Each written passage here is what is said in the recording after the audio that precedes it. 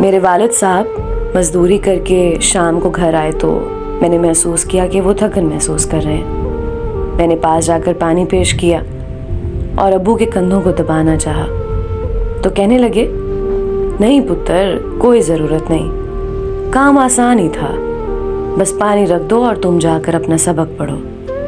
میں ابو کے کہنے پر دوسرے کمرے میں چلی گئی اور امی سے کہا کہ امی ابو کا خیال رکھا کریں، آپ تو انہیں بالکل ہی نہیں پوچھتی، جیسے وہ صرف پیسہ کمانے والی مشین ہے۔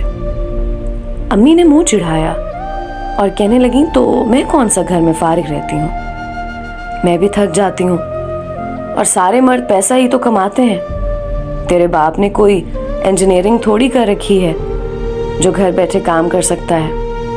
میں امی کی بات سن کر حیران ہو کر اپنے کمرے میں چلی گئی اور سوچنے لگی کہ میرے گھر میں جو کھانے پینے کا سامان آتا ہے وہ ایک ایسا شخص لاتا ہے جس نے کبھی تھکن محسوس نہیں کی، اور اس کی بیوی اسے پانی دینے کو تیار نہیں۔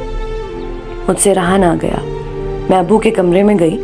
ابو سو رہے تھے اور میں نے دیکھا کہ ان کے دونوں ہاتھوں پر چھالے بنے ہوئے ہیں۔ دیکھتے ہی بے اختیار میرے آنسو نکل آئے، جو مجھے بتا رہے تھے کہ یہ شخص تمہاری ماں کی نفرت بھی برداشت کرتا ہے، تمہیں کالج بھی پڑھاتا ہے اور گھر کا سامان بھی مہیا کرتا ہے، غمی خوشی بھی اس کے ذمہ ہے، لیکن جب گھر آتا ہے تو کہا جاتا ہے اس نے کون سی انجینئرنگ کر رکھی ہے۔ وہ میری ماں ہے، میں ان کو صرف سمجھا سکتی ہوں، ان کی گستاخی نہیں کر سکتی، لیکن یاد رکھیں باپ ہمیشہ گھنے سائے جیسا ہوتا ہے۔